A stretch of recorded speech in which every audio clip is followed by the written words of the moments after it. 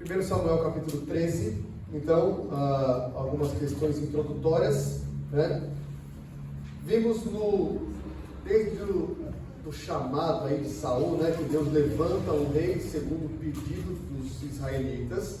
É Deus quem levanta Saul, só que o pedido teve uma motivação muito ruim. E nós temos visto até aqui que todas as falas de Samuel com respeito a Saul são falas em tom de juízo, não é?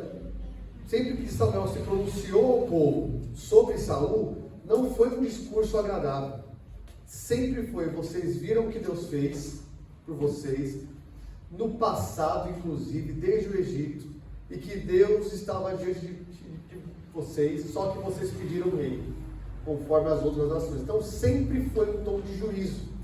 E lá no capítulo 11, nós vimos Saul vencendo uma batalha contra os amonitas, né? Contra o Naás, que em hebraico é serpente. Então, aparentemente, Saul pisa na cabeça da serpente.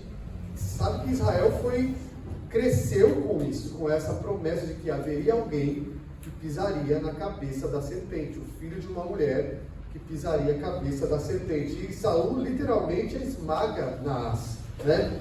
Parece que ele é um novo Adão, portanto.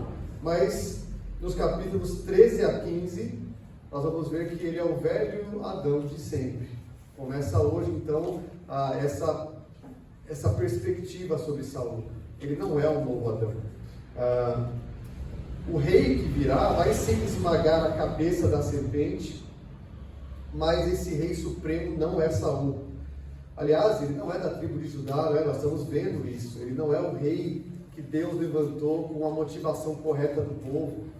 Ele é um juízo de Deus para Israel, mas ainda assim é uma provisão. E lembra qual é o motivo que Deus levantou quando ele fala para Samuel: eu vou levantar alguém que vai liderar a libertação de Israel dos filisteus. E hoje começa isso. O período de libertação de Israel, o começo desse período dos filisteus. Tá? Então hoje começa o reinado de Saul de fato.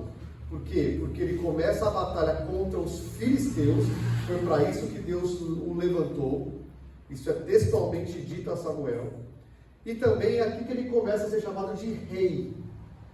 Antes, lembra, ele era o príncipe, não é? O líder, o governante. Aqui ele é chamado de rei. Tá? Daqui em diante ele governa como rei. Lembra que ele vai governar como o povo pediu, né? Saul, o nome dele é o que foi pedido. É isso que significa Saul, o que foi pedido. Então a gente vai acompanhar esse processo de Saul nas suas ações como rei. O ideal seria trabalharmos o 13 e o 14 juntos, mas é muito longo, não vai dar tempo, então separei o 13. Eu acho que temos uma ideia hoje aqui nesse capítulo, uma lição nesse capítulo, tá? Porque aqui começa o fracasso de Saul como rei, okay? A rejeição dele começa aqui como rei. Vamos lá então para o nosso texto? Começa o reinado e a rejeição. É isso. Começa o reinado e começa já a desqualificação desse rei. Começa o reinado porque primeiro ele é chamado de rei, segundo porque é contra os filisteus que ele vai agora, que é justamente o motivo pelo qual ele foi levantado. Tá? Ele lutou contra os amonitas antes, mas aqui começam os filisteus, tudo bem? Bom, vamos lá. Um ano reinara Saul em Israel. No segundo ano de seu reinado sobre o povo, escolheu para si 3.000 homens de Israel. Estavam com Saul 2.000 em Micmas e na região montanhosa de Betel, e 1.000 estavam com Jonatas em Gibeá de Benjamim. E despediu o resto do povo, cada um para sua casa. Vamos ler o versículo 1. Nós temos aqui uma discussão no versículo 1. Tá? Uma discussão por quê? Porque 1 Samuel 13:1 é motivo de debate, porque em alguns manuscritos não tem esse versículo, em outros tem, mas de forma diferente. Se você tem a Nova Almeida atualizada ou a NVI, veja aí se você está com a Bíblia próxima. Tem textos que dizem assim, olha só: Saul tinha 1 ano de idade quando começou a reinar e reinou por 2 anos sobre Israel. Veja só como é possível, encontraram já assim, manuscritos assim. Tinha 1 ano de idade. Bom, a gente sabe de outros reis que começaram a reinar com 8 anos, eram crianças. Mas olha só, como assim, é difícil o hebraico, resgatar o hebraico original desse versículo 1. Tá? Outra tradução diz, por exemplo, Saul tinha 30 anos de idade, versículo 1, e outras traduções. Tinha 30 anos de idade quando começou a reinar e reinou sobre Israel 42 anos. Outras traduções dizem que ele estava com 40 anos de idade quando começou a reinar. Então o ponto é que nos manuscritos tem confusão, talvez erro de escriba, erro de transmissão do conteúdo. Não dá para dizer exatamente o que é. Mas o que se entende na maioria dos manuscritos é o que pode ser traduzido assim, tá? Ele estava reinando durante 1 ano já. E no segundo ano acontece o que vai aparecer aqui, ok? Então, só para vocês entenderem, é uma curiosidade de texto, como em alguns momentos temos. Veja, nós estamos lidando aqui com um texto muito antigo, e de fato aparecem dificuldades assim, mas isso não vai mudar em nada o assunto, ou não vai mudar em nada a ideia do nosso texto, tá? E olha que interessante, porque olha só, 1 ano reinara Saul em Israel. No segundo ano de seu reinado, isso é uma fórmula muito encontrada no livro dos reis, para dizer sobre o rei que vai reinar. Então é mais uma prova de que o escritor está dizendo, começou o reinado. Porque o ponto há uma fórmula muito comum para se começar a falar de reis, tá? Encontrada em outros livros, como o livro dos reis, por exemplo. Ele conhece aqui o fato de que ele começa a reinar. Tá? Agora, o que resolve isso? Atos 13, 21, quando Paulo vai falar sobre a história de Israel, ele fala que Saul reinou 40 anos. Sabe lá em Atos 13, 21. Atos 13, 21.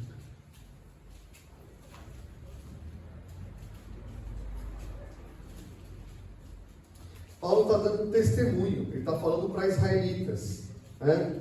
Então ele está falando a partir do 16, Paulo, Atos 13, 16, Paulo levantando-se e fazendo com a mão um sinal de silêncio, diz, varões israelitas. Então ele começa a falar da história de Israel, para os israelitas. Agora veja o 21, então eles pediram um rei, e Deus lhes preparou Saul, filho de Quis, da tribo de Benjamim, e isto pelo espaço de 40 anos.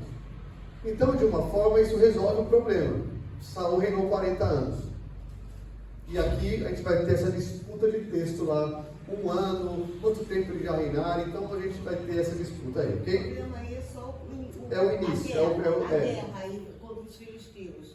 O tempo em que foi feita essa guerra. Se ele já tinha 1 ano de reinado, se já tinha... Isso, exatamente. Assim, ele não podia ter 1 ano de idade, ele já tinha um filho. Né? Então a gente vai eliminando algumas possibilidades e ficando com a mais plausível. Tá? Vamos lá então.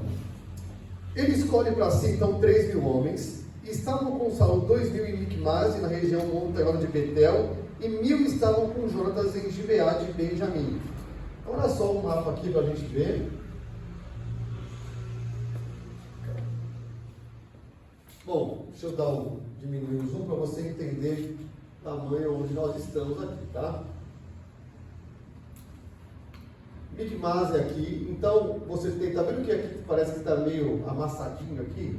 São montanhas, é uma região montanhosa aqui, o relevo sobe, por isso que ele está meio, parece amassado aqui, tá? Então ele está em Micmase, Saul pega 2.000 homens para si, 3.000, e leva consigo para Micmase, que é uma região alta.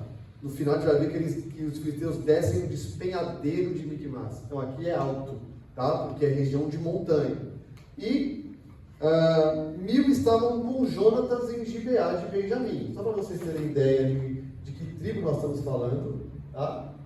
Nós estamos na tribo de Benjamim, Gibeá, olha aqui. E a gente Micmase está por aqui, tá? Está próximo aqui, ó. Mais para o norte um pouquinho, da região montanhosa de Betel. Então aqui é montanha, tribo de Efraim, essa região aqui, tudo montanhosa, tá? Jerusalém fica sobre um monte, não é? Então aqui é uma região montanhosa. Nós estamos aqui nessa geografia, ok? Vou voltar ao texto. Então a primeira providência de Saul como rei é formar um exército, né? Com suas tropas, tá? E ele pode agora liderar esse exército. ele escolhe 3.000 homens para combater uma ameaça dos filisteus, vai ver já já, e os restantes são mandados para casa, né? Isso traz à memória alguém que mandou para casa algumas pessoas também, lá em Juízes. Teve um juiz que mandou gente para casa. Gideão fez isso, né? Ele escolhe um pouco, tem os testes lá e o restante vai para casa, tá? Agora, curioso, né? Quando nós lembrarmos da batalha contra os amonitas, contra Naás, ele conseguiu levantar 330.000 homens. Não sei se você lembra, capítulo 11. Ele levantou 330.000 homens. Aqui passa-se um tempo, pelo menos um ano, ele levanta 3.000 e manda o resto para casa.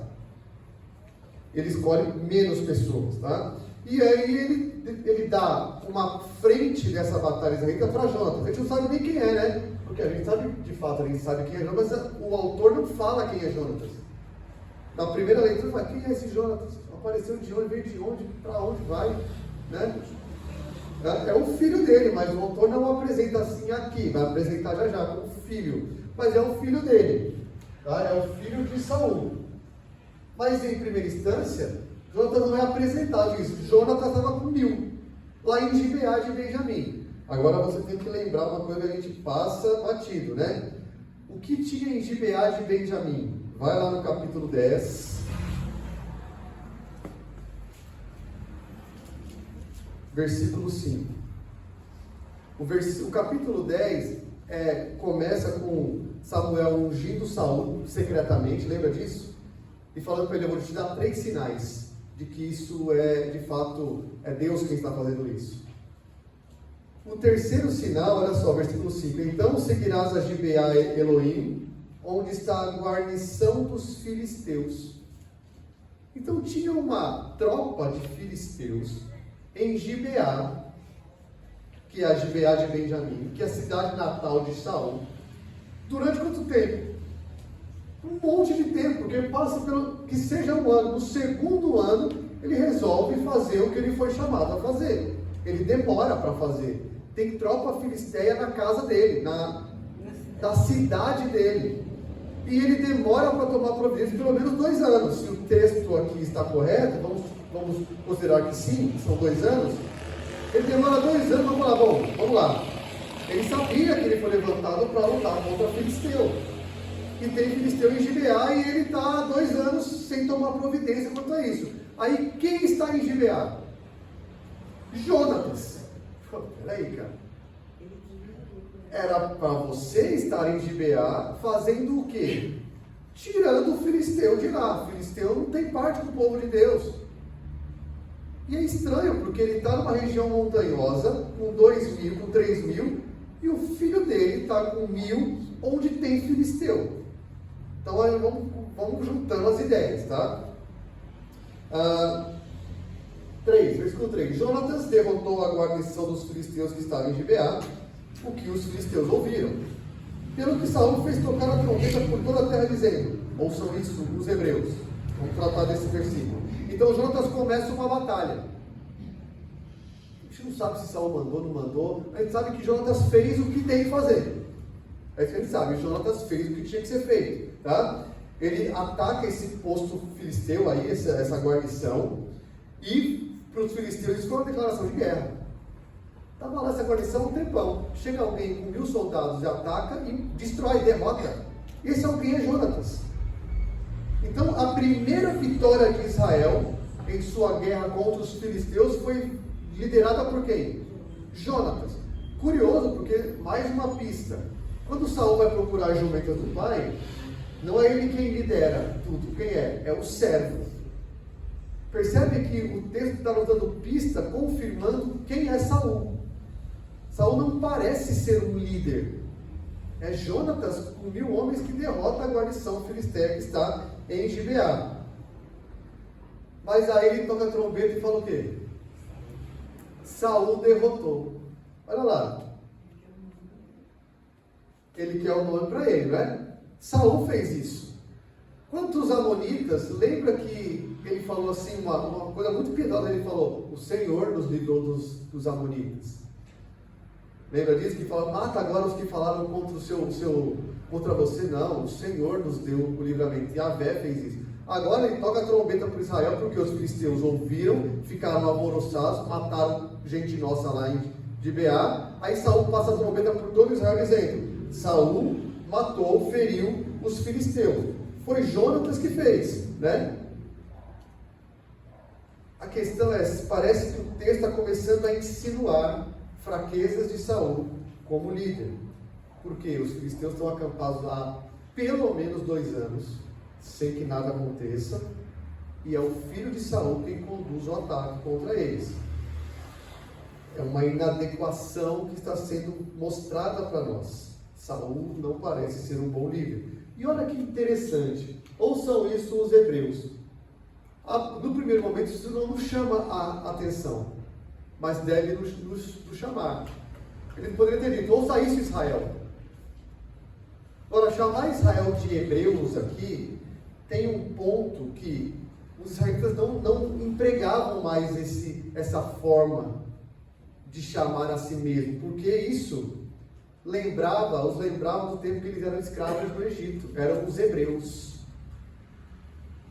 Então isso se tornou um tanto pejorativo chamar Israel de hebreu. Está mostrando que Israel ainda é servo, está se referindo a Israel como um povo escravo, que é subordinado. Ele chama Israel de hebreus. Então isso rebaixa o povo, e ele usa esse termo, tá? Isso vem, hebreus vem dos descendentes de Éber, lá em Gênesis 11, né? É um grupo mais amplo, né, do que os filhos de Abraão, Isaac e Jacó, mas são os filhos de Éber, é isso, por isso hebreus. Então, nas escrituras, esse termo é usado principalmente para falar com os israelitas como estrangeiros ou como não pertencentes àquele local ou como escravos. Não é um termo bom. E todo Israel, olha só, não é todos os hebreus, né? Todo Israel ouviu dizer: Saul derrotou a guarnição dos filisteus, e também Israel se fez odioso aos filisteus. Veja, o que ele fala quando ele toca a trombeta? Ouçam isso, hebreus. Saul derrotou a guarnição dos filisteus, foi Jonatas. Ainda que fosse sob a liderança do pai, foi Jonatas que estava liderando 1000 homens. Saul derrotou, essa foi a mensagem. E também Israel se fez odioso aos filisteus, ou seja, o filisteu está alvoroçado, querem pegar a gente. Então o povo foi convocado para junto de Saul em Gilgal. Então, como comandante ali, Jonatas destrói aquela pequena guarnição dos filisteus em Gibeá. Isso enraiveceu os filisteus, despertou os filisteus para uma batalha. E quem assume o crédito por isso é Saul, não é? Seria bom se ele falasse: o Senhor derrotou os filisteus em Gibeá, como ele disse contra os amonitas. Mas não é isso que ele faz. Saul derrotou os filisteus. Fracassou nesse teste de humildade, né? É bem assim, né? A gente também é assim, né? A gente é um pouco assim, né? Eu consegui emprego, né? Fui eu que fiz. Consegui, eu que fiz, né? Exato. Somos um pouco Saul em alguns momentos, exatamente assim. Veja, ele não dá o crédito a quem deve ser dado. Então, ele convoca o povo para Gilgal. Gilgal é um lugar importante, né? Gilgal é onde ele foi aclamado rei. Micmas. Micmas não tem histórico. É uma região alta, é uma cidade alta de montanha. Não há um histórico sobre Micmas.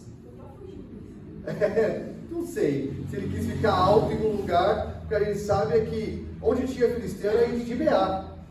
E ele está em Micmas, o filho está em Gibeá. Tinha que ser o contrário, 3.000 tinha que estar lá embaixo, assim, mais abaixo, porque quando você está mais alto, você está mais protegido. Está mais protegido, é isso que ela está falando. Ele está mais protegido. Pela geografia, ele está mais protegido. De soldados. Ele tinha mais gente e mais protegido, e o filho tinha menos gente, né? Então assim. Fica mais o filho, né? Vamos botar assim, sei lá. Era mais para dizer, o Senhor nos deu a vitória por meio de Jonatas. Muito mais humilde dizer isso. Mas esse é Saul. Esse é Saul. Tá? Então, veja, Saul age aqui em resposta ao que Jonatas faz. Jonatas vence, Saul em resposta, os filisteus se alvoroçam, vai vir problema aí. Saul, então, pessoal, vamos junta aí que os filisteus vêm. Então, reuniram-se, versículo 5. Os filisteus para pelejar contra Israel. Vamos ver os números agora. 30.000 carros, 6.000 cavaleiros, e o povo em multidão como a areia que está à beira-mar. E subiram e se acamparam em Micmas, ao oriente de Bet-Aven. Eles subiram. E aí, olha, um mar de gente, armada até os dentes, com carros. Aqui, esses 30.000, há também uma questão sobre esse número. Também há uma disputa, mas que seja 1.000, ou que seja 3.000, há uma possibilidade de ser 3.000, que seja. Carros de ferro Israel não tinha. É como se fosse tanques para nós. Quem tem carro de ferro tem uma arma de guerra muito poderosa. Então,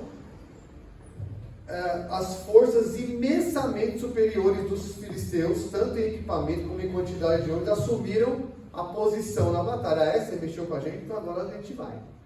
Eles vão justamente para onde Saul está, em Micmas, certo? A mesma expressão aqui, como a areia do mar, como a areia que está à beira-mar, é a mesma expressão que Deus usa para falar com Abraão. Seus descendentes vão ser assim. Então, gente, pessoal, é gente demais. E também essa expressão para lembrar, tanto Josué 11, que os cananeus se juntaram contra Josué, como se fosse areia no mar, e também os midianitas com Gideão, que eram como areias do mar e tinha camelos. Não sei se você se lembra disso, que Gideão foi atacar isso com 300 homens, era muita gente. Então, em ambos os casos que tinha, tanto em Josué 11 quanto em Gideão, lá com os midianitas, o Senhor deu a vitória para o seu povo. E agora acontece a mesma coisa. Você tem um povo gigantesco, com muita força militar, vindo contra o povo de Deus. Então ela se reúne lá em Micmas, e a evidência é, o que você faria se fosse Saul? Com a mente de Saul você fala, já era. Olha o tanto de gente que está vindo. Mas, se você leu a Bíblia, o que Deus já tinha feito antes, se você fosse alguém, sim, irmãos, vamos lá, com 3.000 mesmo. Gideão foi com 300. Eu sei quem é o nosso Deus. E ele me levantou para isso, né? Isso seria o Saul ideal. Mas vamos lá. 6. Vendo, pois, os homens de Israel que estavam em apuros, porque o povo estava apertado, então estava já o povo, os filisteus chegando, Israel apertado. Esconderam-se pelas cavernas, pelos buracos, pelos penhascos, pelos túmulos e pelas cisternas. Gente, israelita foi para túmulo. Sabe o que é um israelita entrar num lugar onde tem morto? O que significa isso para um judeu? Você sabe, né? Você está contaminado. Você está impuro para tudo. Mas olha o medo do povo. Eles se esconderam em tudo quanto era buraco. Onde tinha um buraco, tinha um israelita dentro. Com medo dos filisteus.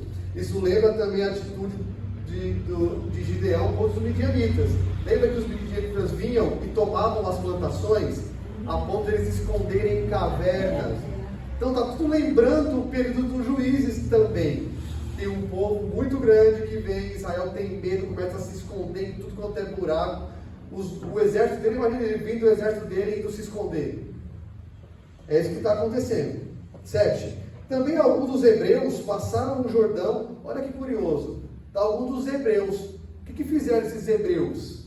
Esse povo submisso, subordinado. Foram embora dali. Passaram o Jordão para a terra de Gade e Gileade. Sabe onde está isso? Para lá do Jordão, onde eram os amonitas, onde era Jefté, o gileadita, né, ó. Gade e Gileade, olha lá.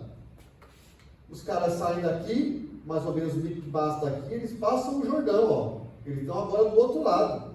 Eu não quero nem ficar. Onde vai ser, a gente vai ser amassado. Eles passam o Jordão para Gade e para a terra de Gileade aqui. E o povo que permaneceu com Saul, estando este aí em Gilgal, se encheu de temor. Então veja, o povo está em Gilgal, Miquimás está próximo. Então, lembra que Saul sai de Miquimás e reúne o povo em Gilgal. Ele não está em Miquimás agora, mas eles estão sendo apertados porque o povo está chegando. É essa a ideia. Então, os filisteus vão para a região alta de Miquimás. Vou pegar o outro mapa aqui, ó. Tá? Gilgal está próximo aqui, ó. Então eles estão ficando próximos. Os filisteus tomam uma posição boa. Eles tomam uma posição alta, com muita gente. E é lá que eles estão. Lindo. E com raiva, né? Tão odiosos. Então, Saul vai para Gilgal para fazer algo, para juntar o povo. E eles estão agora temendo, eles estão com temor diante da multidão que está vindo. Né? O homem mais alto de Israel está com medo. Esse é o rei de Israel. O medo vai fazer Saul agir de uma forma agora. Forma que não deve. Né? A forma contra a palavra de Deus. Saul estava temendo os filisteus. Mas ele foi levantado com uma palavra de: você vai libertar Israel dos filisteus. É isso que foi dito a ele. Ele vai se mostrar inadequado agora, incrédulo, sem confiança no que Deus disse. Porque, olha só, qual foi a atitude de Jonatas diante de filisteus? Vamos para cima. Vamos para cima, é filisteu, tem que sair. Qual foi a atitude de Davi diante de um filisteu? Ele olhou assim e falou: é esse ali que está falando mal da gente? É incircunciso, estou vendo? Tem que morrer. Não, mas então, tem que morrer. Deus falou que tem que, não é? Foi assim que Davi foi. Isso é crer no... Eu vou contra ti em nome do Senhor dos Exércitos. Pode ser gigante, quantos mil tiver, eu vou confiando em quem mandou. Mas aqui a gente tem um Saul que está com medo. Tá?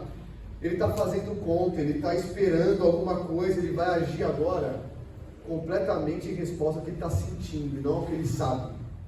E esse vai ser o problema. Ok, ele está em Gilgal, sendo apertado, e o povo dele está fugindo, todo mundo está perdendo jeito. Esperou 7 dias, segundo o prazo determinado por Samuel. Aí você tem que voltar em Samuel 10:8. Vamos lá. Samuel 10:8.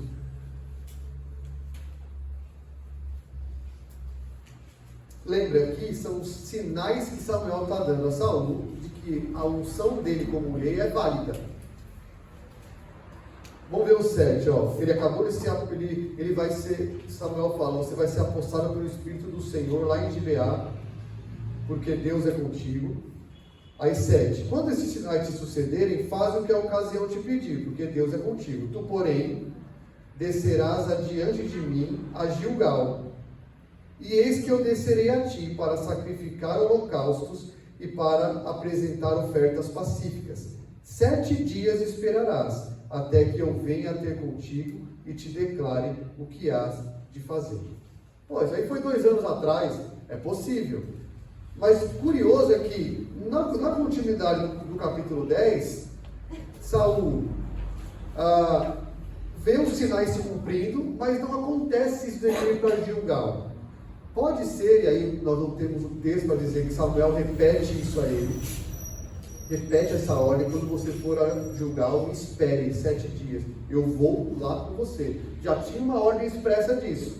Por algum motivo nós não sabemos que ele não foi para Gilgal logo após isso que aconteceu. Ou no mínimo está em suspenso, a saída dele a Gilgal e essa espera. Ou isso foi retomado a ele durante esses 2 anos, que ele estava reinando já. O ponto é que ele tinha uma palavra expressa sobre Gilgal e esperar Samuel, para saber o que você vai fazer. Isso está expresso a ele. Quando aconteceu a gente não sabe, mas a gente sabe da ordem de Samuel: quando você for para Gilgal, espere 7 dias para saber o que você vai fazer. Então agora ele está em Gilgal e ele está esperando 7 dias, isso está na cabeça dele. Eu preciso de uma solução, eu vou esperar Samuel. E eu estou em Gilgal, vou esperar 7 dias.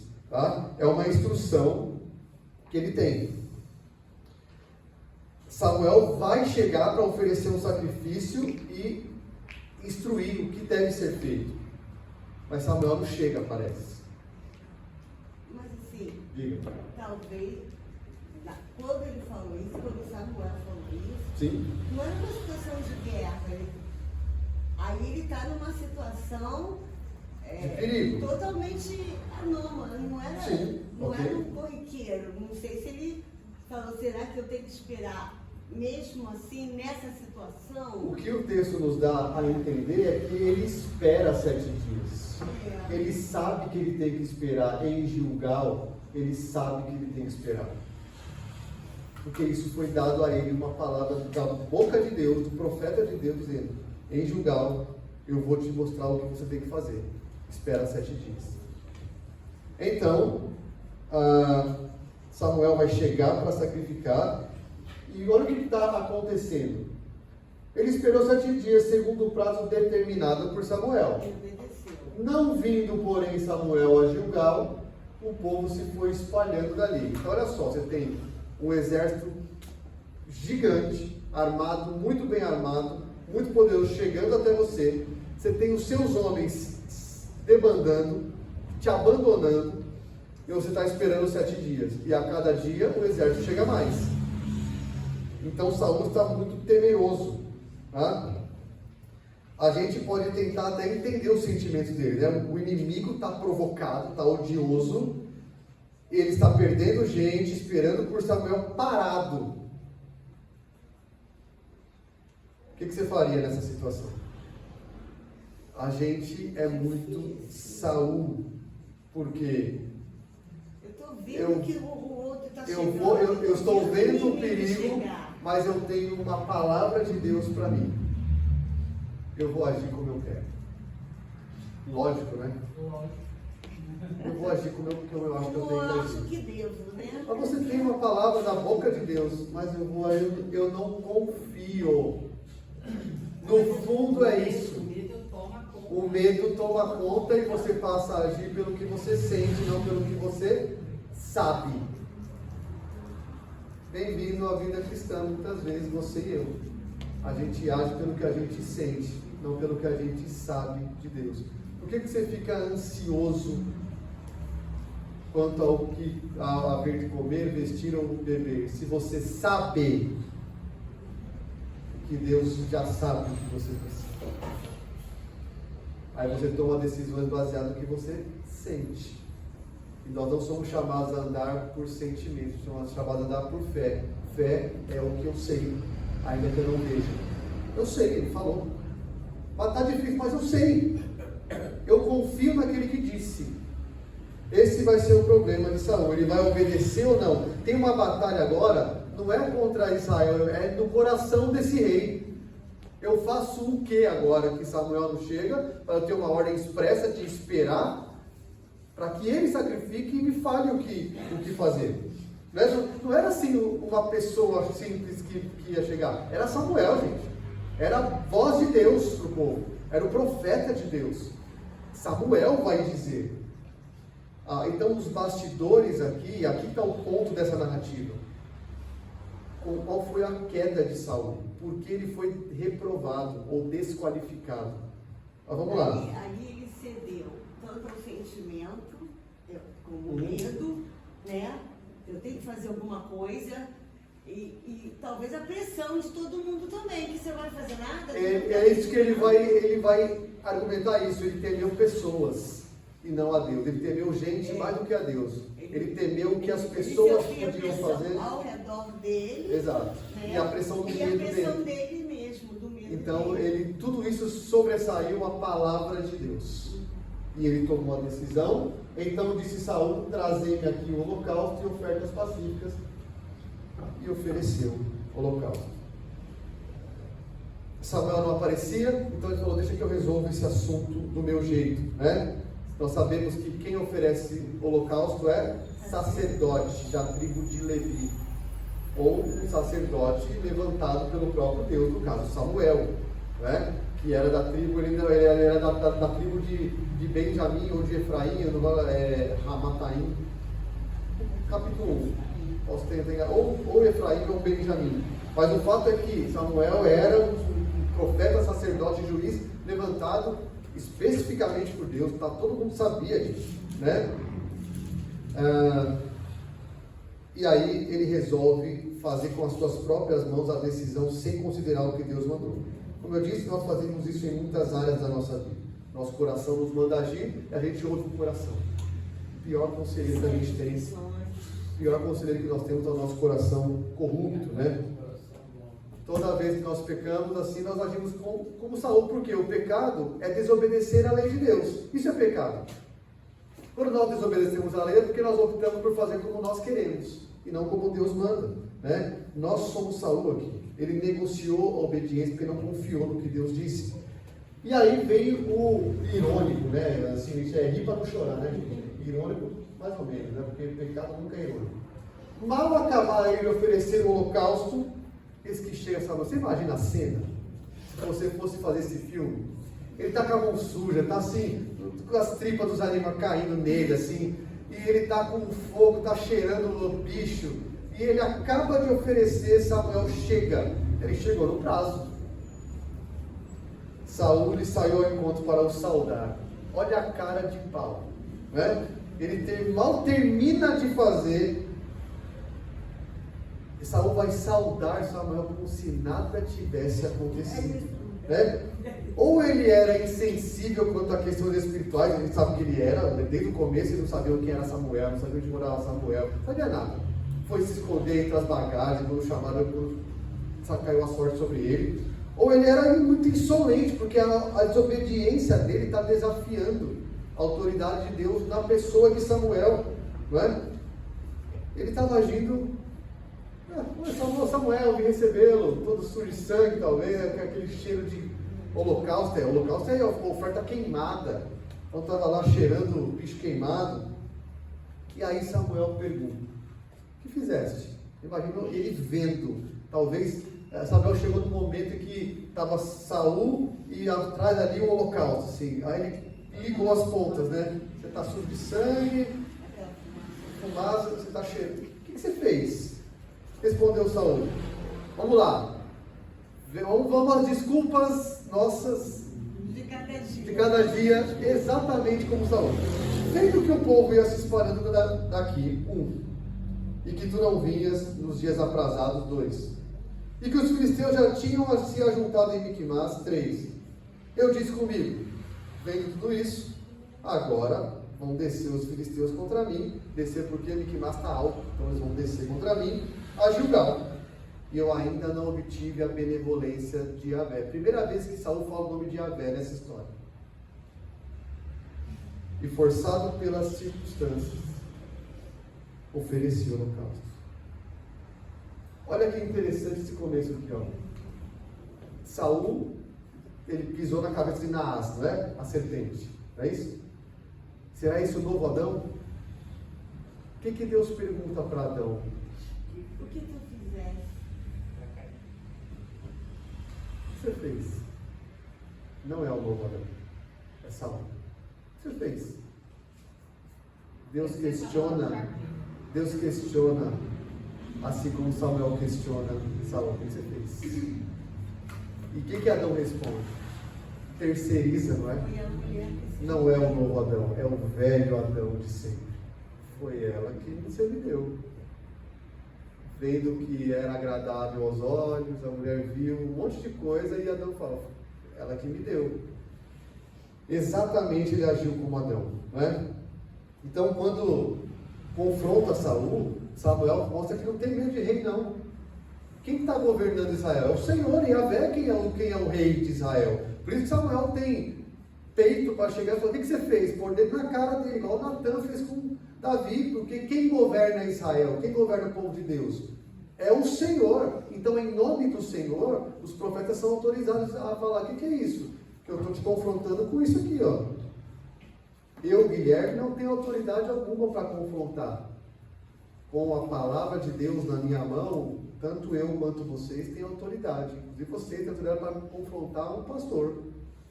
Porque quem governa a igreja? Então, se o pastor está falando algo contra isso daqui, está errado. Está errado. Você tem uma palavra aqui. Então, Samuel confronta Saul. O que você fez? E Saul responde com as justificativas, culpando todo mundo. É culpa de todo mundo, menos dele. Não é? Até de Samuel, você não chegava. Ele mente, ele é insolente, ele é tudo aqui. Né? Ele é descrito, então ele é o Adão de novo, revisitando Adão, estamos hoje. Ele joga a culpa até no Samuel. Até no Samuel. Você não via. Eu tenho o povo indo embora, um povo gigante subindo, ou descendo, né? Você não tinha? As circunstâncias me forçaram a desobedecer. Ah, é? Deixa eu ver o nome aqui. Guilherme. Ah, é? Ele ficou covardia, medroso, né? Mas olha só, a gente até entende o medo, humanamente falando. Mas o que ele deveria ter feito lendo a história de Gideão que ele leu? Com 300 ele venceu sem pegar nenhuma arma. Foi fazendo uma maquiagem de exército que ele venceu. O povo lá se matou, os midianitas. Lembra disso? Foi. Isso, dona Eunice. Não confiou em Deus. Esse foi o problema. Ele confiou nele. Bom, agora, e mais, ele minimiza os seus erros, certo? Ele não é governado pela palavra e vive em resposta à palavra, ele se rende à pressão das circunstâncias. E ele resolve o assunto do jeito dele. E mais, como eu disse, ele queria manipular o favor de Deus, porque ele não aprendeu nada com Eli, com seus filhos, vai perder essa guerra, traz a arca para cá, para a gente ter a benevolência do Senhor. Ele quis sacrificar com o mesmo espírito de mandinga, com o mesmo espírito de usar Deus a seu favor. É a mesma ideia. E mais para frente Deus vai falar: eu não quero sacrifício, eu quero obediência. Percebe? Cabe certinho aqui. É como se fosse: eu não quero sacrifício, eu quero que você me obedeça. E me obedecer aqui é: espera, confia em mim. Que difícil que é, não é? É porque a gente não vive pela fé quando a gente faz isso. A gente, não, eu vivo pela fé. Mentira! Quando a gente pega, a gente não vive pela fé, a gente não confia. Viver pela fé e falar: o que Deus falou é mais seguro do que eu acho que eu tenho que fazer contra a palavra. Só que a gente abandona o que Deus falou, então a gente não vive pela fé. A gente anda pelo que a gente vê e sente. É muito agência, esse texto é muito ser humano que decide se afastar de Deus, né? Então, isso não foi um ato político, assim, ó, não, vou proteger Israel. Foi um ato de pecado, foi desobediência, né? Além de tudo, ele não era sacerdote, ele sabia que ele não podia fazer isso, tá? Um autor que eu li fala assim: olha que curioso, e eu me identifiquei muito. Geralmente, as coisas que nos fazem desobedecer a Deus são as coisas que não controlamos, mas que queremos ter o controle. E aí é que agimos como queremos, e geralmente em desobediência. O que você não controla, controla você. E aí você quer agir para tentar controlar. Geralmente tem desobediência a Deus nisso. A ansiedade é um grande exemplo. A ansiedade é você querer controlar o incontrolável. Você não sabe o que vai acontecer na frente, mas aí você se preocupa a ponto de não confiar em Deus. E aí você desobedece. Caberia aqui no caso, que Saul quis resolver na força do braço dele. E aí você fala, né, que nem a gente fala em 1 Pedro, lançando sobre ele a vossa ansiedade. A gente não lança. É isso. Ou às vezes quando lança e Deus não faz no momento que a gente espera, a gente vai lá e resolve na força do nosso braço. E vive sempre ansioso, porque a gente nunca controla nada. Exato. Exatamente isso. Abraão fez isso. Abraão fez isso. A Bíblia é cheia de relatos de pessoas que quiseram resolver contra a palavra de Deus.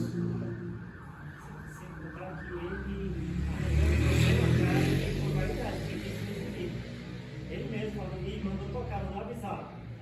Eu sou matador agora. Saul, A gente é os caras. ele convoca o povo em nome dele, ele derrotou, ele tem um problemão agora, e aí resolve então. Aí ele quer resolver contra a palavra, hein? Não vai conseguir. Ele tem uma ordem expressa, espera Samuel. Lembra que aquelas mulheres que ele encontrou lá no capítulo 10 falaram: a gente só come quando Samuel chega, tem que esperar ele chegar. Ele sabia disso, ele não consegue esperar. Fala, Jeff. Eu acho que isso tudo também vai da personalidade de Saul. Ele sempre provou que não foi o líder, sempre os outros que tomavam as decisões por ele. Isso. Provavelmente o povo deu pressão nele, ele cedeu. Ele não assumiu a culpa, culpou Samuel, culpou o povo, culpou os filisteus, culpou todo mundo, não assumiu a culpa. Tudo isso por quê? O mau líder que ele era. Agora, vocês querem um rei como as outras nações? O rei como os outros. Toma. Toma. É Deus entregando eles ao próprio erro. Percebe que você juntou todos os capítulos muito bem. Como é que ele foi apresentado? Não é um bom líder. O servo que vai atrás da jumenta, o servo que fala para ele, é alguém deficiente nisso. Mas é isso que vocês querem. Eu vou levantar um bonitão e alto para vocês. Só que líder, ele não vai ser. O que vocês querem, essa é a motivação de vocês. Toma o juízo. E aí tem isso. Vamos lá. Oi? O povo fez uma péssima escolha, né? Então, o povo fez um péssimo pedido. A escolha foi de Deus. A escolha foi de Deus. A escolha foi certa para o povo que era. É isso. Deus escolheu. Então toma. Eu escolho esse cara. Só que o povo pediu com uma motivação ruim.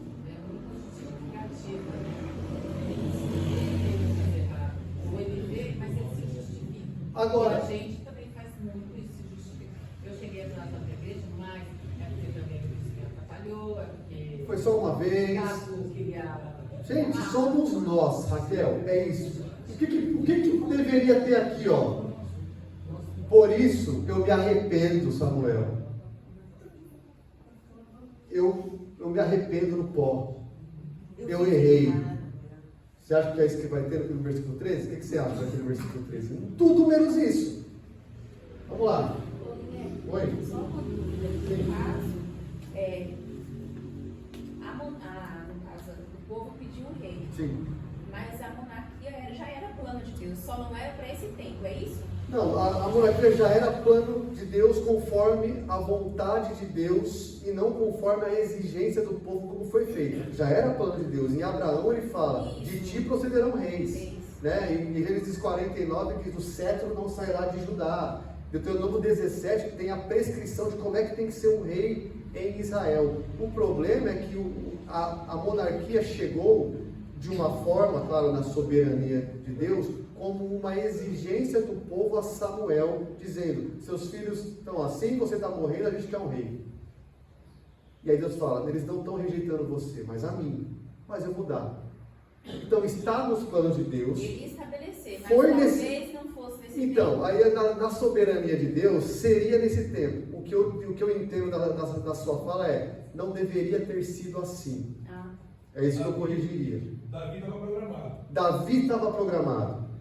Deveria ser de uma forma ideal com alguém já de Judá. Agora, por causa do pedido, Deus fala: então vai ser assim. Foi meio que uma pressão. Foi uma pressão exigida dos anciãos. Então a nossa liberdade humana não muda em nada no decreto de Deus. Não em nada. Obrigado, calvinista. O pessoal está estudando bem o calvinismo. Não muda em nada. Deus é soberano e nós somos livres, nós temos liberdade. Nisso não, a nossa liberdade não sai dos planos de Deus. O povo pediu o que quis. Isso já estava nos decretos de Deus. É assim que a gente organiza isso. Deus, é aquela comparação, né? Deus dá o muito primeiro, mostrar para o povo, e depois dá o bom, no caso da Bíblia. Certo. Então, sabe para o povo qual que é o bom, qual que é o ruim. Em 1 Samuel nós vamos ver uma comparação de Saul com Davi, mas veja, Davi não é também o ideal, ele tem muitos pecados, ele tem a mão cheia de sangue, por isso que ele não constrói o templo. Você fala: você não vai construir não, ele matava muito mais do que precisava, ele pecou gravemente diversas vezes, mas ele era o rei segundo o coração de Deus. Um dos motivos ele não veio como uma exigência assim de alguém que eu não confio no Senhor, a gente quer um rei para nos guiar nas batalhas. O povo não pede Davi assim, é Deus quem levanta Davi sem um pedido. Já vai ver já que Deus já vai falar, já tem um. O rei vai vir não por pedido do povo, mas por mim. Por escolha, iniciativa de Deus. É isso, esse é Davi. Mas aqui ainda não é perfeito, mas é melhor que Saul. A gente vai ver essa comparação, mas cai também. Né? Davi não é flor que se cheire, não, em todos os sentidos. Né? Então Samuel disse a Saul: procedeste neciamente em não guardar o mandamento que o Senhor teu Deus te ordenou, pois teria agora o Senhor confirmado teu reino sobre Israel para sempre. Então veja, procedeste neciamente. O que é nécio? Tolo, louco. Isso é pesado na Bíblia. Isso é pesado. Salmo 14 fala: diz o nécio em seu coração, não a Deus. Nécio e tolo na Bíblia não é assim, é tolo. É pesado isso. É alguém que está fora de si, que não consegue ver a obviedade de Deus, por exemplo. É isso que é um nécio. Esse mandamento que Deus... Pois é, o mandamento é: espere Samuel. Foi pela boca de Ele Samuel. é boca de Deus, Samuel é boca de Deus. Então, o problema de Saul, veja, não é assim, você sacrificou. Não é isso. O problema é não obedecer. Esse é o problema. Não obedeceu, você não confiou no Senhor completamente. O problema é a desobediência. Ele foi insensato ao concluir que o sacrifício de um rei, na hora errada, era tão bom quanto um sacerdote na hora certa. Vou fazer como eu quero e é isso que eu vou fazer. Ele foi insensato, ele agiu pelas aparências em vez de agir pela fé. Não é isso? Ele não sabia coisa alguma de obedecer pela fé. Então a razão pela qual ele foi culpado era quebrar o mandamento de Deus, a palavra de Deus que Samuel tinha dado: espere, espere. Então, aqui começa um novo rei, veja aí. Ele pode ser bonitão, grandão, alto, mas não obedece ao Senhor. E quem manda em Israel é o Senhor. Samuel falou isso várias vezes. Né? Já agora, e aí? Então, você é louco, você desobedeceu. Já agora não subsistirá teu reino. Aqui a tua dinastia não vai para frente. Você foi desaprovado como rei. O Senhor buscou para si um homem que lhe agrade, e já lhe ordenou que seja príncipe sobre o seu povo, porquanto você não guardou o que o Senhor te ordenou. A penalidade é severa, o teu reino não vai ter mais.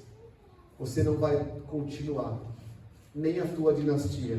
Né? Ele continuaria a ser rei por um tempo ainda, por 40 anos, mas o filho dele não vai sucedê-lo. E ele vai ser desaprovado enquanto reina mesmo. Ele vai experimentar isso, né? Você acha que foi um juízo pesado ou não? Teve uma vez que perguntaram para o falecido teólogo R.C. Sproul. Ele ficou nervoso, é engraçado esse vídeo que ele fica bravo. Ele manda uma pergunta para ele assim: por que, pelo simples fato de Adão e Eva comerem um fruto, aconteceu tudo de ruim? Ele ficou bravo. Olha como é que a gente lida com o pecado. Ele está desobedecendo o Criador do universo. Adão desobedeceu o soberano da terra. Esse é um simples pecado. É pesado o que ele fez. Ainda mais ouvindo e vendo o capítulo anterior, que mais pra frente eu vou mostrar como tem ligação. Mas o problema, eu acho, é porque ele não se arrependeu. Porque o Davi também não fez pouca coisa.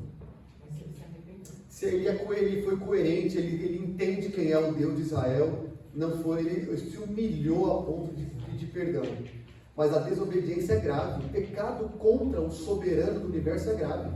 A gente tem que minimizar o pecado. Não, é só uma vez, gente. É só uma vez, você está afrontando a santidade de Deus soberano. Isso não é pouca coisa. E então, nós temos uma visão pequena sobre o pecado, né? E veja que a palavra de Samuel, o Senhor já tem um escolhido. Então aqui, Samuel já sabia, claro, o Senhor, ele é a boca de Deus, que o Senhor já levantou alguém, e aqui ele não sabe quem é, mas já tem alguém que agrada ao Senhor. Porque você não guardou o que o Senhor te ordenou. Veja, tem Senhor nas falas de quem aqui? De Samuel. Nas falas da fala de Saul não tem Senhor. Não tem. Ele é alienado mesmo. um homem segundo o coração, aqui um homem que lhe agrada, né? Então Saul não se arrepende, poderia ter confessado e não confessa. Lembrando das palavras de Samuel aí, eu lembro quando ele falou que Saul foi escolhido também, ele chamou Saul de príncipe. Príncipe. Né? Porque o rei da nação É o Senhor. É o Senhor. E aí aqui, também ele chama o escolhido exatamente, também de príncipe, porque o rei era o Senhor. a primeira vez que ele fala sobre Davi, que a gente sabe que é Davi, né? Mas ali ele não sabia, mas é o príncipe, é um governante, não é o rei. O rei. Porque, olha só, o rei tem que obedecer a quem? Você não guardou o que o rei maior que você disse. Ele que reina nessa nação e você não obedeceu. Então você não está qualificado para isso. Exatamente, o príncipe que é importante também. E aí? Pois não. Sim, Só sim. para ver se eu entendi. Pois não. Então, no caso, Jonatas não seria o sucessor Não. por conta que Saul desobedeceu. Então, toda a linhagem dele estava desqualificada. Exatamente. Jonatas poderia ser, a gente vai ver semana que vem que Jonatas é um cara legal, é um cara bom de fé, que Jonatas Foi foi, amigo de Davi, né? Amigão de Davi. mas não é dele o reino, Ele não é. porque, Jonatas entendeu isso. exato, Davi ou Saul que perseguiu Davi, Jonatas entendeu isso, exatamente isso. E aí, o que daqui pra frente, o que você acha que vai acontecer, né? Pronto, Samuel fala isso, Saul cai com... Não, ele não se arrepende, ele não tem uma demonstração de tristeza aqui. Olha lá. Então, se levantou Samuel e subiu a Gilgal, ou subiu de Gilgal, estava em Gilgal, ele voltou para Gibeá de Benjamim, onde então Jonatas ganhou dos filisteus, cidade natal de Saul. Logo, Saul contou um povo que se achava com ele, cerca de 600 homens. Olha, gente, 3.000. Eu vou lá. Eu tenho gente. mas veja assim, Não. Samuel sai, agora pense, Samuel sair da tua presença falando assim, ó, você desobedeceu, você é louco, você é honesto todo, a tua dinastia acabou, o teu reinado acabou, e eu estou indo embora, tchau. A presença de Deus, mais ou menos, sai de Saul, Samuel é a boca de Deus. Saul precisava de orientação, né, para o que ele ia fazer, é Samuel que ia dar isso. E Samuel sai sem orientar nada sobre a guerra. Ele sacrificou para buscar a benevolência, não foi? E ele só recebe tapa na cara e não recebe nenhuma orientação sobre a guerra, o que fazer. Samuel vai embora. E Saul faz o quê? Deixa eu contar aqui quanto eu tenho. Não é possível. Não é possível. Deixa eu contar quanto eu tenho. Olha, de 3.000 ou mais. Porque lembra que ele juntou em Gilgal. 600 ficaram. O dobro do que ficou com o Gideão. Então 300, aquele tinha 600. Certo? Então, a partida de Samuel aqui simbolizou o rompimento. O rompimento entre o profeta e Saul. Ele foi abandonado sem qualquer orientação de Deus. Ele está sem a orientação. O pior cenário que ele pode estar é agora. Deus não vai te orientar. Sem Samuel. Está sem Samuel. Então, a cena é de desespero, não é? Então, ele conta os seus homens, está com 600 homens. 16. Saul e Jonatas, seu filho, e o povo que se achava com ele, os 600, ficaram em Geba de Benjamim. Porém, os filisteus se acamparam em Micmas. Então, os filisteus estão em Micmas, eles saem de Gilgal e vão para Geba de Benjamim. Aqui tem uma questão de Gibeá ou Geba. Tem uma diferença entre essas duas cidades. Nem sempre dá para achar a Geba de Benjamim. Tem mapa que não tem. Tá? Mas é na mesma região, ele é a mesma tribo pequena. Então não dá para ser muito longe ali de Micmas. Não dá. Eles estão próximos um dos outros. Então o exército de Saul está se desmanchando, está se desfazendo. Agora então são 600 homens. Tem um desfiladeiro entre Micmas, onde estão os filisteus, e essa cidade onde eles estão. Tem uma montanha muito alta. E ele está lá com o seu filho. 17. Vou voltar aqui. Os saqueadores saíram do campo dos filisteus em 3 tropas. Uma delas, saqueadores dos filisteus. Uma delas tomou o caminho de Ofra, a terra de Sual. Parece Saúl, né? É Sual. Outra tomou o caminho de Bet-Horon e a terceira caminho do cavaleiro do vale de Zeboim, na direção do deserto. Aqui o ponto é, os filisteus dividem de Micmas e cercam onde Israel está, onde os 600 homens estão. tá? Pelo sudeste, pelo norte e pelo oeste. São essas cidades. Não tem nos mapas isso, mas os autores é norte, sudeste e oeste. Eles cercam Israel, onde eles estão, se dividindo em 3 destacamentos. Uma tática que Saul usou contra os amonitas, em 3 destacamentos. Agora é usado contra eles isso aqui. Tá? Ora, em toda a terra de Israel, nenhum ferreiro se achava, porque os filisteus tinham dito, para que os hebreus não façam espada nem lança, para que os hebreus, isso está na boca de quem? De filisteu, e Saul usa esse termo, ou seja, os vassalos, os nossos subordinados, os nossos escravos. Então olha só, em Israel não tinha alguém com habilidade de ferreiro. Os filisteus expulsaram essas pessoas para que só os filisteus tivessem a habilidade de trabalhar o ferro, para que Israel não tivesse espada. Gente, isso estava acontecendo em Israel, e Saul já era rei pelo menos 2 anos.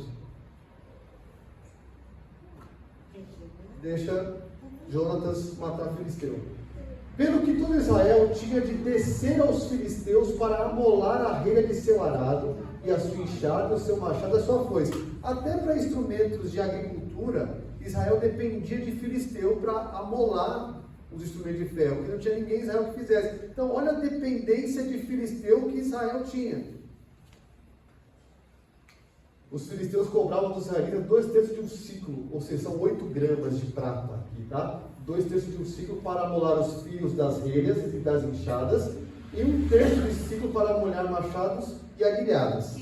4 gramas. Instrumentos agrícolas. Instrumentos agrícolas. Não tinha arma. Os filisteus cobravam dos israelitas na terra de Israel.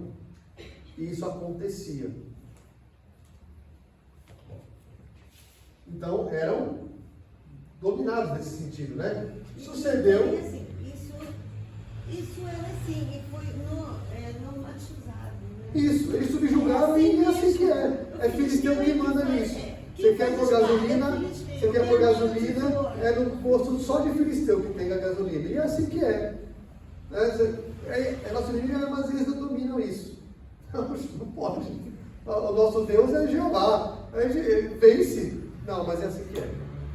Então eles estão completamente subordinados a filisteus. Nesse sentido. Eles não tinham as ferramentas, era tudo posse deles. Sucedeu que no dia da peleja, não se achou nem espada, nem lança na mão de nenhum do povo que estava com Saul e com Jonatas. Porém, se acharam com Saul e Jonatas seu filho. Olha que interessante. Israel tem um bando de gente com pau. Eles não têm lança, eles não têm espada, é pedaço de pau. Lembra que o Golias falou assim: quem que é esse aqui que vem? Eu sou cachorro para vir com pau para cima de mim? Esse é Davi. Esse é Davi. Pau e pedra, é porque não tinha arma para Israel. Agora pergunto, como é que Jonatas ganhou de filisteu? Jonatas ganhou de filisteu. Nesse mesmo texto, lá em cima, não foi? Jonatas ganhou. Quem que luta por Israel? Quem sempre lutou por Israel, gente? Quem que sempre lutou por Israel? Não importa se é carro se é faraó, tem um mar, um bando de escravos saindo do Egito sem arma, e vem o faraó até os dentes. O Senhor vai dar libertação. Gideão conta a história de Israel. É o Senhor quem dá a vitória. E aqui a gente tem a descrição da cena do exército de Saul. São 600 homens com um pedaço de pau. A gente vai ver o que vai acontecer semana que vem com Jonatas, homem de fé, contrário de Saul. Contrário de Saul. Então só quem tinha arma era Saul e Jonatas. Vocês conseguiram com quem essas armas? Com o filisteu. Então o próprio Saul se beneficiava dos trabalhos dos filhos. Olha que tipo de rei que é. Jonatas podia, como ele já tinha eliminado a guarnição dos filhos deles lá, pegar a arma. Também pode. Não nos é dito. Não é dito, mas pode ser. Pode ser. Saiu a guarnição dos filisteus ao desfiladeiro de Miquimás. E aí termina em suspense hoje. Os filisteus começam a descer do desfiladeiro. O que vai acontecer semana que vem? Não perca. Então termina a cena hoje assim, o povo que nem a areia do mar descendo, imagina o barulho, carro de ferro, gente armado, não dá nem para contar, contra 600. Se você é um israelita, se você é alguém que lê a Bíblia, você sabe, você poderia dizer, pode vir, que a gente tem um que luta por nós, né? Como sempre lutou por nós. Jericó derrubou sem uma arma, foi com barulho de chofar. O que mais? Pode dar exemplo aí de guerras que foram ganhas sem uma arma. Pode ser que Deus vai nos dar o livramento. Mas isso é para a semana que vem. E esse é o nosso texto. Vamos lá. Vamos olhar algumas coisas aqui. Vamos olhar para a nossa estrutura? Para a gente lembrar. Primeiro, Israel inicia uma guerra contra os filisteus de 1 a 7. Né? Saul arregimenta o exército com 2 frentes, sendo Jonatas o líder de uma delas. Micmas está Saul, lá no alto. Jonatas está em Gibeá de Benjamim, onde tem filisteu. Jonatas derrota a guarnição dos filisteus em Gibeá. Versículo 3. Saul avisa Israel que ele derrotou a guarnição dos filisteus e convoca o povo a Gilgal. Pessoal, derrotei filisteus, eles estão bravos, vão todo mundo para Gilgal, no local onde ele foi aclamado rei lá. O local importante. Os filisteus se reúnem para a batalha em Micmas. Então agora que Saul sai de Micmas e vai para Gilgal, os filisteus tomam Micmas. Estão lá em cima agora. Os homens de Israel temem o grande deserto. O pessoal se esconde tudo quanto é buraco. Do 8 ao 14, que é a maior parte do texto, Saul é reprovado por Samuel ao agir em desobediência.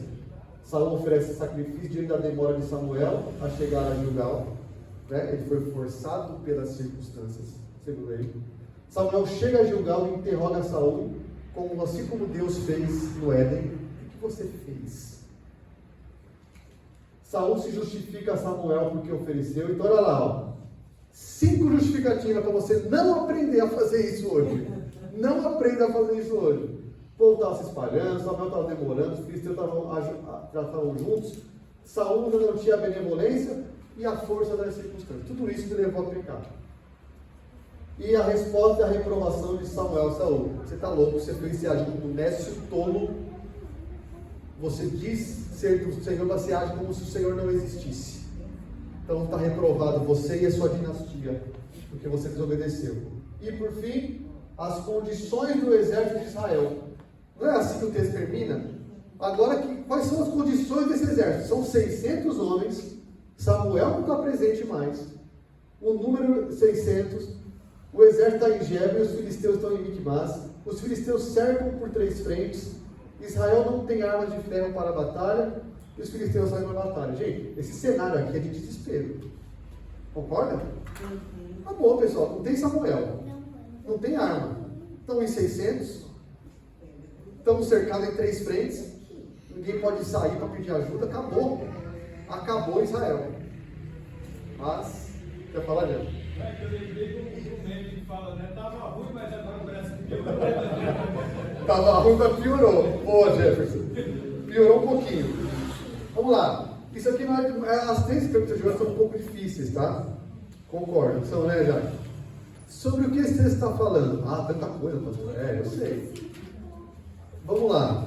O que o autor está falando aqui para nós? Sobre que assunto? É sobre uma batalha? É. Isso. Eu acho que a gente tem que pensar nisso. Sobre o que o autor está falando nesse texto. A desobediência do Samuel e a batalha e a rejeição de Deus. É isso, tem que pôr a batalha, mas é sobre algo específico de Saul nesses acontecimentos. Tem algo que o autor quer mostrar para a gente. Então o que eu escrevi foi isso. O texto está falando sobre os acontecimentos da batalha de Israel com os filisteus. Tem batalha o tempo todo aqui. Tem onde eles estão, para onde vão. Só que os acontecimentos que envolveram isso. Isso é o centro do texto. O pecado de Saul, que custou sua reprovação como rei. Então o texto, Samuel está falando, olha, eu vou contar agora sobre o que envolveu o pecado de Saul que o fez ser reprovado. É sobre isso que eu vou falar. Sobre o que envolveu o pecado que reprovou Saul. Uma batalha envolveu. Né? E aí o que o texto está dizendo é um pouco longo, mas eu vou falar para a gente fixar, tá bom? Vamos lá. Oi? O pecado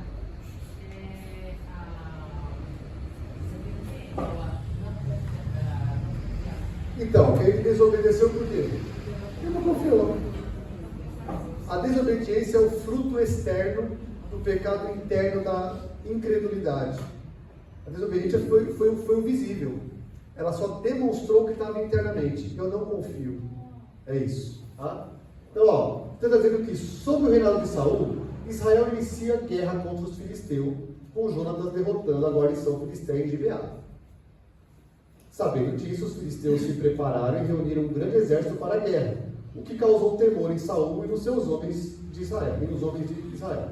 Forçado pelas circunstâncias, poderia ter colocado isso até em aspas, né? Porque é irônico isso, tá, gente?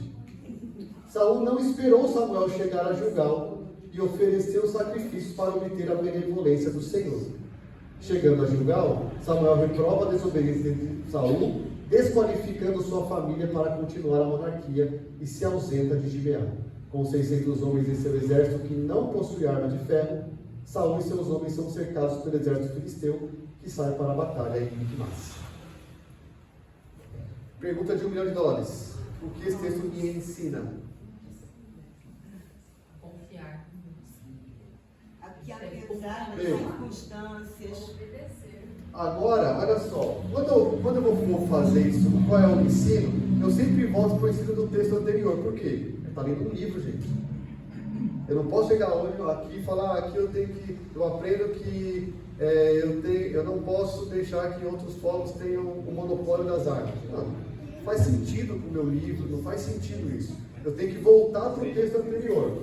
Agora, olha só, eu até coloquei aqui, ó, rever o ensino de 1 Samuel 12. Olha como vai ajudar. O que 1 Samuel 12 nos ensinou? Aí eu vou voltar aqui, ó, para vocês.